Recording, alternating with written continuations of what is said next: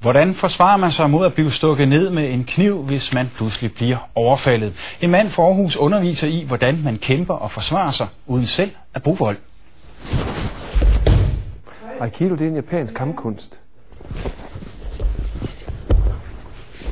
Som bygger på et ikke-aggressivt grundlag. Sådan. Nej, er det Ole, der er kommet i dag? Tak skal du have. Nu skal du over jorden, der er ikke længere.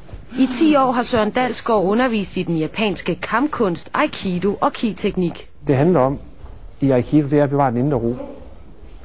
Det siger man også, når Titanic går ned, at bevare roen, ikke sandt, ikke? Men det er det handler om. Ja, altså, vi tager et slag mod maven, så kan jeg reagere sådan her. Konfrontation og blokering. Men Aikido, jeg bare flytte mig. Åbne op. Selv begyndte Søren Dalsgaard at dyrke kampkunsten for 17 år siden, fordi han på det tidspunkt kørte nattaxa.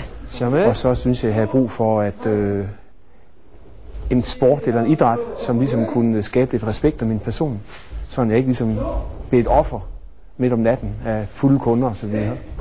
4 gange om ugen har han hold i klubben Ki og Aikido Dojo Aarhus. Yes.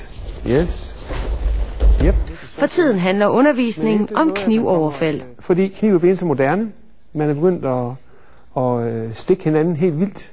Det er kommet på mode. Og folk de dør af det simpelthen. Så hun kommer her, så træder jeg ud. Og jeg skærer lige ned her, kommer ind her. Nu kan jeg så selvfølgelig gøre alt muligt grimt ved hende her, ikke? Men det gør jeg ikke. Jeg tager bare og siger, Tina, det var haft en hård dag. Sæt dig ned. Thomas Stein Nielsen har dyrket Aikido i 7 år. En meget venlig form for Aikido, hvor man hele tiden viser modstanderne en vej ud af konflikten. Den anden vej. Ej. En kampkunst Thomas Stein Nielsen udelukkende har lært af Søren Dalsgaard, en lærer han er yderst tilfreds med. Han har masser af erfaring med alt muligt, og utrolig lærerigt. Aikido det er ligesom med vin, det bliver bedre med alderen. Man bliver bedre med alderen. Man bliver ikke svagere. Fodbold er du færdig som 35-årig.